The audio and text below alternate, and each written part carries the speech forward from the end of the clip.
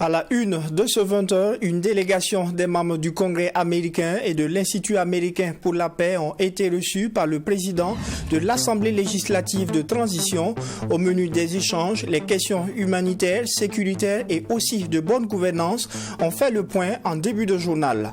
Et puis, l'unité spéciale de la gendarmerie nationale a effectué ce matin une démonstration d'héliportage d'opérateurs entièrement équipés. Cette démonstration intervient en marge du salon international Synergie, Sûreté, Sécurité et Défense, images et réactions à suivre dans un instant. Et enfin, nous irons à la rencontre du candidat le plus âgé des Hauts-Bassins à être admis à la session 2023 du baccalauréat. À 54 ans, il est désormais titulaire du premier diplôme universitaire et ne manque pas d'ambition pour la suite. Les précisions à suivre dans cette édition. Voilà pour le sommaire. Bonsoir et bienvenue à ce 20h. On démarre ce journal avec le carnet d'audience à l'Assemblée législative de transition. Le docteur Ousmane Bougma a reçu en audience une délégation des membres du Congrès américain conduite par l'ambassadeur des États-Unis au Burkina. Les échanges avec la délégation ont essentiellement porté sur la situation nationale au pays des hommes intègres. La seconde audience, elle, a été accordée au vice-président de l'Institut américain pour la paix. Avec lui, plusieurs sujets ont été abordés, notamment les questions sécuritaires, humanitaires ainsi que la gouvernance. On fait le point avec Mamidriana Kamabou. La première délégation conduite par l'ambassadrice des États-Unis au Burkina Faso, Sandra Clark, était composée de représentants de la Commission des affaires étrangères du Sénat américain. Les échanges au cours de cette audience ont porté sur la situation sécuritaire, la transition et les relations entre les deux parlements, celui des États-Unis et du Burkina Faso. Avec Madame Flynn, qui est un conseiller aux commissions des affaires étrangères au Sénat aux États-Unis. Et donc c'est dans ce contexte que nous sommes venus avoir cette discussion sur la situation ici au Burkina Faso, sur la transition et d'autres des questions de sécurité et les relations entre les États-Unis et le Burkina Faso. Juste après la délégation américaine, le président de l'Assemblée législative de transition a reçu le vice-président de l'Institut américain pour la paix. Avec lui, il était question de faire le tour des défis prioritaires auxquels le Burkina Faso est confronté. Les crises sécuritaires et humanitaires étaient au menu des échanges. C'était assez instructif de discuter avec le président et aussi de voir les efforts qui sont faits devant une situation assez complexe de travers ce pays. Donc, je suis venu en toute humilité, en toute curiosité, avec empathie et avec la volonté d'apprendre pour voir ce que nous pouvons faire en tant qu'institut pour accompagner les efforts du Burkina. Selon le vice-président de l'Institut américain pour la paix, Joseph Sani, son institut œuvre pour la promotion de la paix au Burkina Faso à travers des programmes de soutien et de renforcement du dialogue au sein des communautés. À l'occasion de la première édition du Salon international Synergie, Sûreté, Sécurité et Défense SISDEF qui se tient actuellement à Ouagadougou, l'Agence nationale de l'aviation civile du Burkina a animé une conférence publique ce mercredi sur le thème Sûreté de l'aviation civile et développement économique. Conférence au cours de laquelle l'Agence nationale de l'aviation civile et ses missions ont été présentées au public. Sanata Seri. Une meilleure sûreté dans un pays est un critère d'attractivité pour les compagnies aériennes, selon le conférencier Karim Sanga. Pour lui, l'aéroport est un levier fondamental au développement économique d'un pays. Cette conférence de l'Agence nationale de l'aviation civile du Burkina Faso sur le thème « Sûreté de l'aviation civile et développement économique » se veut donc une tribune pour faire des plaidoyers pour une meilleure prise en compte des préoccupations de sûreté, selon les conférenciers. Nous avons trouvé opportun de montrer donc à travers cette présentation que la sûreté de l'aviation civile est un pilier très important qui pourrait permettre en ce sens que la sécurité de l'aviation permet la sécurisation des aéroports. Et en tant que pays enclavé, les aéroports sont vraiment nos moyens de souveraineté, nos moyens de désenclavement. Du coup, la sécurité de l'aviation civile, donc à travers tout ce que ça peut apporter. L'aéroport international de Ouagadougou, lui seul, accueille 18 compagnies aériennes régulières, desservant en direct 18 villes dans 16 pays. Il enregistre environ 662 000 passagers par an et 14 000 tonnes de frais par an. L'objectif visé par le ministère en charge du transport pour cette année 2023 est de permettre au transport aérien de contribuer à hauteur de 1,8% au produit intérieur brut. Du coup, plus on a de compagnies aériennes, plus on a de passagers, plus on va bénéficier donc d'entrées, je vais parler des redevances aéronautiques, par exemple, qui vont permettre que le transport aérien atteigne donc un certain niveau de contribution dans notre PIB, donc l'objectif visé pour cette année 2023 par le ministère en charge des transports est de 1,8% donc du PIB. L'Agence nationale de l'aviation civile du Burkina Faso, ANAC-BF, est l'autorité compétente en matière de sûreté de l'aviation civile. C'est l'institution qui se charge de l'élaboration de la réglementation et qui supervise la mise en œuvre de cette réglementation. Et on parle toujours du Salon international Synergie, Sûreté, Sécurité et Défense. Dans ce journal, ce matin, l'unité spéciale de la Gendarmerie nationale a procédé à la démonstration d'héliportage d'opérateurs entièrement équipés utilisant des techniques simples de descente pour professionnels à partir d'un hélicoptère de l'armée de l'air. Images et réactions avec Assompta Somé et Maxime Jean-Eudes Bambara.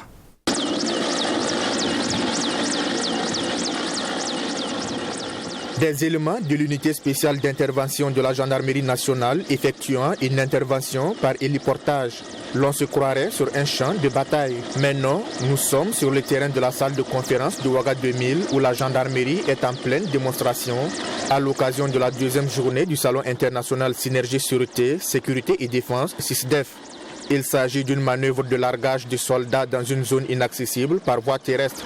Au-delà d'une simple démonstration, il est question d'abord, selon le chef d'escadron François Zungrana, par ailleurs commandant de l'unité d'intervention de la gendarmerie, de rendre hommage aux frères d'armes récemment tombés sur le champ de bataille à Namsigua, ainsi qu'à toutes les victimes du terrorisme. Mon message est un message de cohésion. Un message de cohésion envers l'ensemble des forces de défense et de sécurité et avec le peuple du Burkina. Vous avez dû voir sur une des banderoles, on a mis FDS, BDP, peuple du Burkina Faso, ensemble pour la victoire. Donc c'est un message de cohésion et un message de résilience. Résilience pour dire que sur une des banderoles, nous avons mis le Burkina Faso survivra. Pour dire que nous devons rester engagés, tous autant que nous sommes. Faire un bloc pour faire face à l'adversité. Parce qu'il est important de sauvegarder le Burkina Faso et nous devons regarder dans la même direction. Combattre l'ennemi et garantir une victoire. Et nous sommes sûrs que cette victoire sera certaine. Des démonstrations effectuées en présence du chef d'état-major de la gendarmerie nationale, mais aussi du public, restés admiratifs du spectacle. Après les démonstrations, place aux séances photos. Occasion pour le public de communier avec les forces de défense et de sécurité. On a vu de façon pratique ce qui se passe réellement sur le terrain. Voilà, donc ça nous a fait beaucoup plaisir. Voilà, et bon, j'apprécie beaucoup leur courage, j'apprécie beaucoup la détermination. C'est une manière effectivement de rapprocher l'armée, voilà, auprès de nous. Voilà, actuellement on est ensemble, on prend les photos ensemble, il n'y a pas de barrière. Voilà, donc ça facilite également la communication. Alors nous avons pu échanger, prendre des séances photos. Voilà, ça montre que c'est une très bonne manière. J'ai apprécié parce que ça montre la force de notre armée auquel on fait face aux défis de sécurité de notre pays actuellement. Ça prouve que nous avons des vaillants soldats sont là pour défendre la nation. Avant l'unité spéciale d'intervention de la gendarmerie nationale, les soldats du feu étaient également en démonstration d'extinction de feu et d'utilisation d'extincteurs. Des exercices pratiques et pédagogiques pour les populations pour combattre le feu et éviter les incendies à domicile. On parle économie à présent. Au Burkina Faso, comme dans la plupart des pays de la sous-région, la hausse des produits de première nécessité est aujourd'hui une réalité. En effet, ici au pays des hommes intègres, l'on assiste à l'augmentation des produits de manière générale. Cependant, l'inflation touche plus fortement les produits locaux à hauteur de 80%. Qu'est-ce qui pourrait donc expliquer cela? Quel est son impact sur l'économie nationale? Que faire au niveau de l'État pour inverser la tendance? Eh bien, voici autant de questions auquel s'est prêté l'ancien fonctionnaire de la Banque mondiale et docteur en économie Daouda Zouré. Le reportage est signé Mamidriana Kamabou. Sur la plupart des marchés au Burkina Faso, l'on constate des niveaux records des prix de denrées de première nécessité. Ces prix varient parfois d'un commerce à un autre. Selon le rapport de suivi des indicateurs de l'économie et du développement du mois de mars dernier de la Direction générale de l'économie et de la planification du ministère de l'économie et des finances, le taux d'inflation en février cette année était de 13,73%, soit le triple de celui de la même période de l'année d'avant. À qui la faute? Des acteurs économiques plus voraces ou un État qui a du mal à juguler avec les bons leviers? Pour le docteur Daouda Zouré, économiste et ancien fonctionnaire de la Banque mondiale, le Burkina Faso n'a pas une bonne politique économique. L'un des problèmes, c'est que 90% des produits consommés par les Burkinabés sont importés. Vous avez une économie, en fait, qui n'est pas contrôlée. Je vous ai dit, c'est l'informel qui dirige le pays. C'est ça. Lorsque vous avez une économie structurée, comme dans les autres pays, donc l'État peut maîtriser en fait l'augmentation des prix.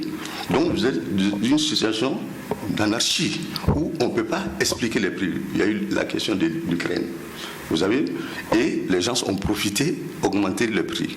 Donc la question, c'est la question de passer de l'économie informelle à une économie formelle, structurée, où l'État peut contrôler tout.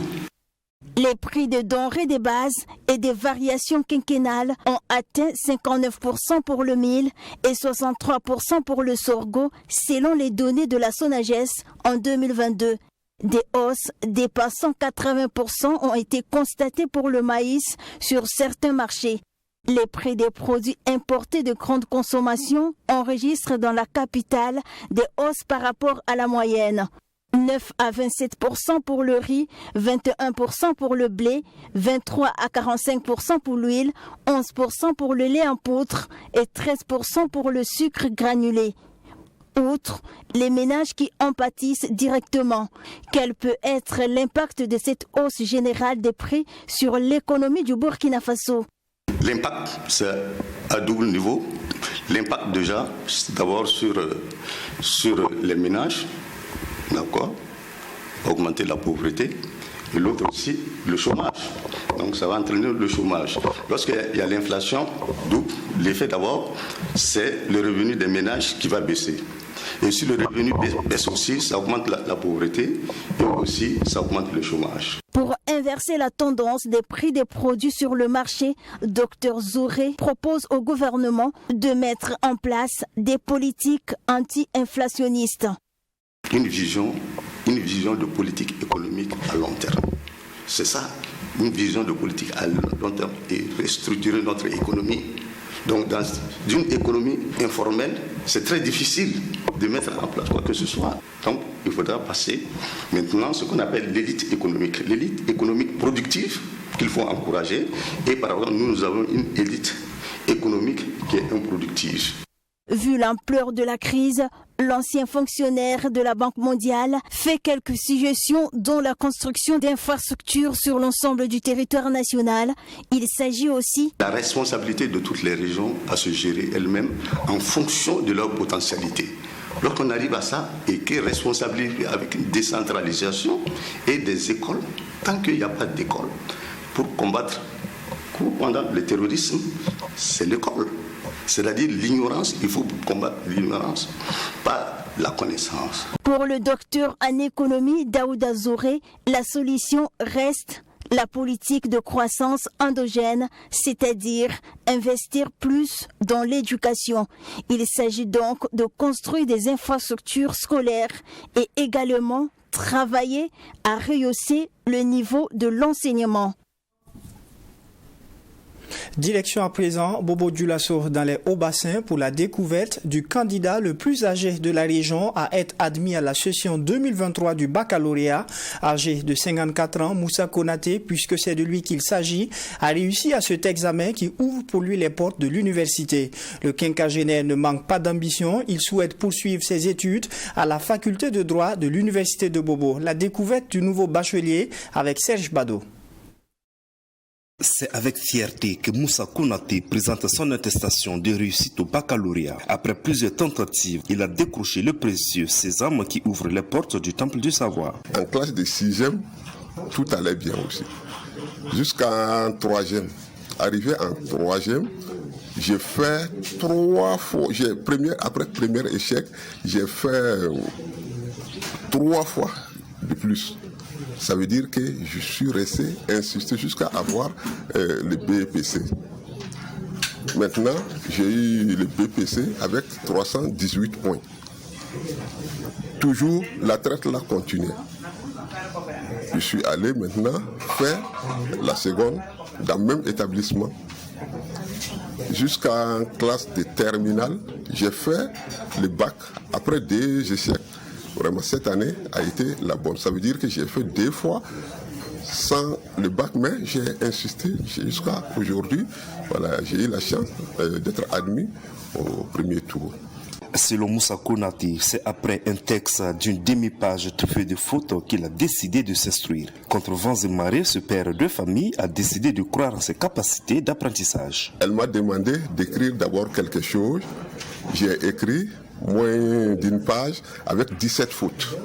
Mais il me dit, mais Moussa, qu'est-ce qui ne va pas? J'ai dit, non, mais qu'est-ce que vous dites? Il dit, mais que 17 fautes. J'ai dit, non, je n'ai jamais été à l'école. Il m'a dit, tu n'as jamais été à l'école? J'ai dit, non. Il dit, d'accord, je vais m'engager à payer votre scolarité jusqu'à là où vous voulez.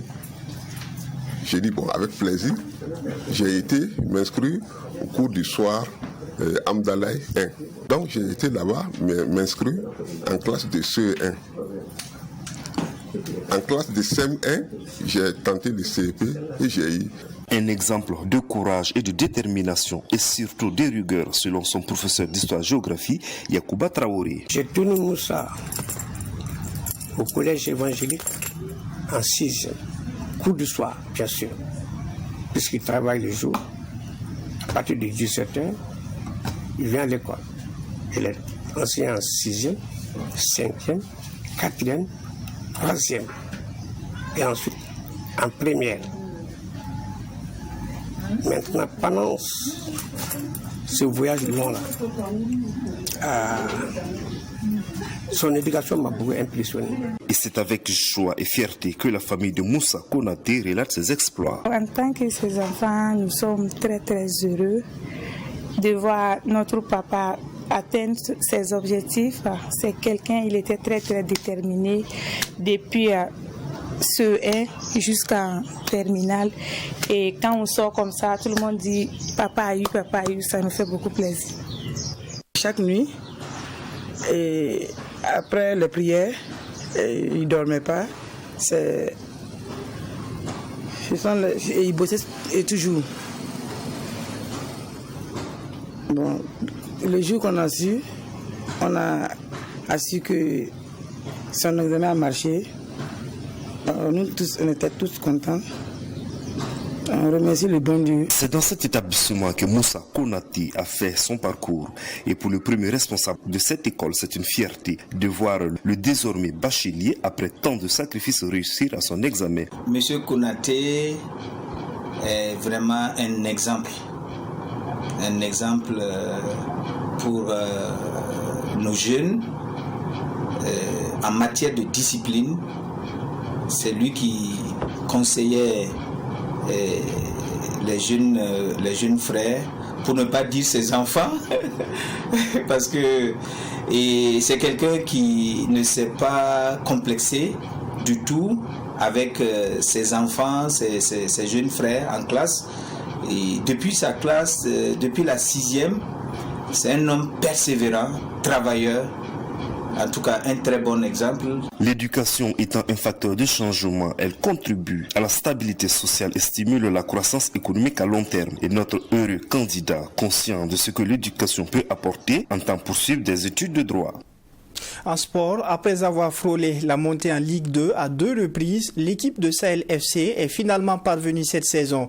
À l'issue du championnat national de Ligue 3, saison 2022-2023, il obtient son ticket pour compétir la saison prochaine en Ligue 2. Dirigé par un entraîneur expérimenté, en l'occurrence Séraphin Dargani, c'est à la dernière et 12e journée que le représentant de la région du Sahel a terminé premier de son groupe. Un objectif atteint selon les dirigeants du club qui se projetaient déjà dans la préparation de l'équipe pour aborder la nouvelle saison. Retour sur le parcours du club avec Assami Tiemtori. Sahel FC est un club de football qui représente la région du Sahel. Depuis 3 ans maintenant, le club lutte en Ligue 3 pour accéder en Ligue supérieure. À l'issue du championnat national, cette saison, l'objectif est atteint. Oui, je dois avouer que c'était l'objectif que nous étions fixés. Vous savez, Sahel, nous sommes à notre 3e année en 3e division. La première année, nous avons eu une très belle saison. Il y a eu quelques litiges qui ont fait que nous n'avons pas pu accéder à la 2e division, la fameuse année à laquelle l'équipe Real du Faso est montée en 2e division. L'année dernière, c'était un peu une année de transition pour nous parce que vous savez, l'équipe, quand nous avons débuté, l'équipe était installée à Dori, et c'est une équipe de Dori. Mais au regard de la situation sécuritaire, nous avons dû déménager. Donc nous avons dû déplacer tous les joueurs que nous avions, les amener, les installer à Ouaga. Donc l'année dernière, c'était une sorte d'année de transition. Donc cette année, les objectifs que nous étions fixés, c'était de monter en 2e division. Une montée en Ligue 2 à l'arraché puisque l'équipe était au coude à coude avec Azaf de Ouagadougou. À l'issue de la dernière journée, les deux clubs totalisent le même nombre de points, soit 30 partout. Sahel FC, plus déterminant, coiffe Azaf au goal average avec 23-19. Le président donc, de Sahel FC avait déjà l'expérience, il est bien expérimenté, donc il nous a facilité la tâche en nous entourant de tout ce qu'on voulait. Tout ce qu'on voulait, niveau matériel, en tout cas il a assuré, tout le matériel d'entraînement il a assuré. Voilà. Donc au niveau des finances avec les enfants, il a toujours assuré. Donc on n'a jamais eu de dette, on n'a jamais eu de retard de paiement. Donc à ce niveau, il avait déjà assuré. Voilà. Maintenant, il restait le travail donc, concrètement donc, sur le terrain. Et si vous regardez le tableau à la fin, les deux équipes ont fait 9 victoires, 3 matchs nuls en 12 matchs. Donc c'était vraiment serré, c'est au goal différentiel que Sahel FC est passé en première position. Donc ça n'a pas été une saison facile, mais c'est une saison dans laquelle nous avons pris beaucoup de plaisir. Nous avons eu de bons matchs, les entraînements se sont bien passés. Des difficultés d'ordre organisationnel, il y en a eu également. Séraphin Dargani se rappelle encore de quelques rencontres où il a eu maille à partir avec les acteurs. Bon, là vraiment honnêtement, il y a la déception. Il y a la déception parce que bon, vous commencez une compétition, vous jouez, à un moment on arrête, on recommence un calendrier qu'on vous envoie, on dit que c'est ce calendrier-là qui est valable, alors que vous êtes déjà préparé pour le calendrier passé. On rectifie, ou à la pause, à la pause carrément, donc à la phase aller, après la phase aller, la phase de retour, on revient avec un autre calendrier qui n'est pas le même qui était donc destiné à finir dans les championnats. Donc c'est compliqué. Ensuite, aussi au niveau donc, des arbitres. Bon, vraiment, je n'aime pas parler des arbitres parce que c'est un métier très très difficile, c'est un métier compliqué, c'est vrai. Ce sont des apprenants aussi, puisque la 3e division c'est des apprenants, eux aussi ce sont des apprenants. Voilà. Mais bon, il y a vraiment certains qui nous ont énervés, qui ont complètement raté les matchs. Meilleure attaque et deuxième meilleure défense, cette équipe dirigée par Séraphin Dargani, Sahel FC jouera donc en Ligue 2 pour la nouvelle saison à venir. L'objectif est de continuer l'apprentissage tout en ne faisant pas de la figuration. Nous ne fixons pas d'objectif. Nous venons d'arriver. nous sommes en train d'arriver en deuxième division. L'objectif, c'est déjà de venir et d'apprendre. Nous avons un bel effectif. Naturellement, nous allons le renforcer pour faire face quand même à la deuxième division. Mais nous n'allons pas non plus pour faire de la figuration en deuxième division. Ce qui est sûr, nous n'allons pas monter en deuxième division maintenant pour redescendre de sitôt. Ça, c'est un objectif quand même qui peut être dit en toute humilité. En tant que technicien averti et expérimenté, le coach Séraphin, après avoir analysé les matchs de Ligue 3, suggère que cette compétition soit réservée aux joueurs de moins de 20 ans. Puisque au niveau de la petite catégorie, on n'a pas beaucoup de compétitions, surtout en junior. En junior, on n'a pratiquement pas de compétition comme ça. Alors, pourquoi ne pas décider qu'à partir, par exemple, de l'année prochaine, là, la D3 est réservée uniquement aux juniors. Et on peut surclasser les cadets. Et on peut autoriser 4 U23, au maximum 4 U23. Voilà, par ligne, s'il vous plaît. Voilà, c'est pour que, qu'on puisse prendre peut-être un gardien qui est expérimenté, un défenseur central, un milieu de terrain, un attaquant expérimenté.